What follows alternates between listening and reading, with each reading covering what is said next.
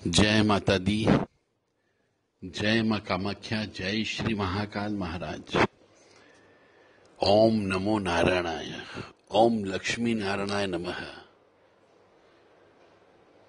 कुंभ स्नान किसको करना चाहिए और किसको नहीं करना चाहिए? एक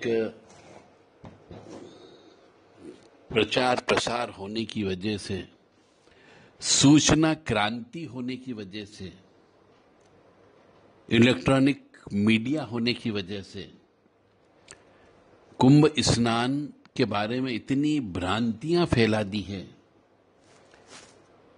कि हर कोई व्यक्ति कुंभ स्नान करने जाने लगा है। कुंभ स्नान वास्तव में किसके लिए है, आज हम आपको बताने जा रहे हैं। कोई जर्नी कि कुंभ स्नान जाना बहुत ही जरूरी हो कि पाप कट जाएंगे, क्योंकि कुंभ स्नान सिर्फ और सिर्फ तपस्वी लोगों के लिए है, साधु संत लोगों के लिए है, उन लोगों के लिए बना है जिनने अपना इस जीवन को ईश्वर को अर्पित कर दिया, समर्पण कर दिया। उनके लिए यह कुंभ स्नान बना है। मतलब ऐसे मनुष्य जो अपनी कठिन तपस्या में सफल होकर के कुंभ स्नान यानी अमृत स्नान करके वो मोक्ष को प्राप्त करते हैं, उनके लिए यह कुंभ स्नान बना है। मनुष्यों के लिए कुंभ स्नान नहीं है, साधारण मनुष्यों के लिए। क्योंकि आम मनुष्य जो है, आम मनुष्य ने आम आदमी कुंभ स्नान करने के बाद जो चोरी करता था वह कुंभ स्नान करने के बाद चोरी करेगा। जिसको झूठ बोलने की आदत थी वह झूठ बोलेगा।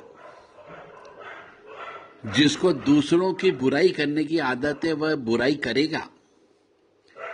जिसको रिश्वत लेने की आदत है वह रिश्वत लेगा,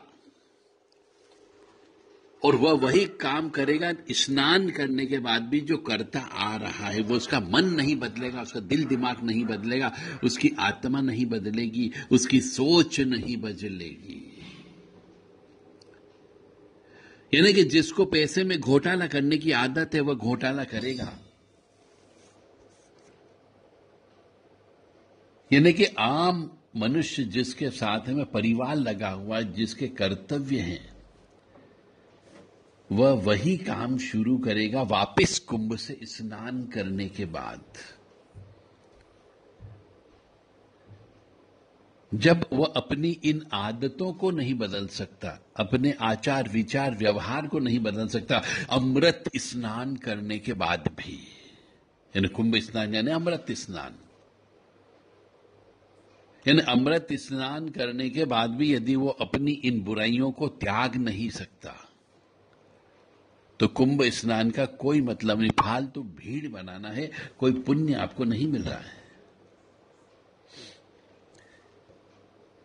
इसीलिए यदि आप इस संसार में रहकर अपने कर्मों को सुधार लो, तपस्या कर लो, तो पहले इस लायक अपने आप को बनाओ कि आप कुंभ में नहाने के लायक बन गए हो।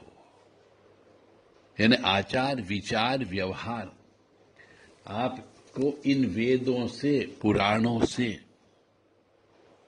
रामायण से, महाभारत से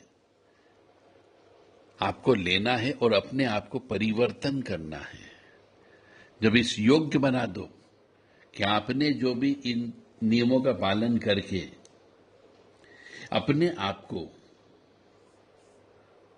उन साधु संतों के बराबर खड़ा कर लिया है, कठिन तपस्या की है आपने, नियम कानून का पालन करके, तो आप फिर कुंभ स्नान करने के योग्य माने गए हो। इसीलिए जो व्यक्ति कुंभ स्नान के लिए वहां जाकर के भीड़ बढ़ा रहे हैं, स्वयं को भी कष्ट दे रहे हैं, परिवार वालों को भी कष्ट दे रहे हैं कि कुंभ स्नान करना है, कुंभ स्नान करना है, तो पहले क्या आप अपनी जितनी बुराइयां हैं, काम, क्रोध, लोभ, मोह, मद, मत्सर, ईर्ष्या, तृष्णा, राग, द्वेष, क्या इनको वहां पर त्याग पाओगे? क्या इनमें से कुछ चीजें हमेशा हमेशा के लिए छोड़ दोगे? क्या आप जो कर्म करते थे, क्या उस कर्म को छोड़ दोगे? जिन कर्मों की गणना मैंने अभी आपको बताई। कैसी गणना? कि जो चोरी करता था, क्या चोरी करना छोड़ देगा? क्या झूठ बोलने वाला जो हमेशा हर दम झूठ बोलता है, क्या वो झूठ बोलना बंद कर देगा? क्या वो दूसरों की बुराई करता है तो क्या बुराई करने की आदत छूट जाएगी? किसी की रिश्वत लेने की आदत है तो क्या रिश्वत लेना छोड़ देगा? जिसको कार्यों में, पैसे में घोटाला करने की आदत है, क्या वो घोटाला करना बंद कर देगा? नहीं करेगा, क्योंकि मनुष्य, साधारण मनुष्य अपना कर्म नहीं छोड़ सकता। और कर्म कौन छोड़ सकता है? सिर्फ साधु, संत, त्यागी, तपस्वी लोग। इसलिए उनको कुंभ स्नान की आवश्यकता है। आम मनुष्य को कुंभ स्नान की आवश्यकता नहीं है। जय माता दी, जय मां कामाख्या, जय श्री महाकाल महाराज।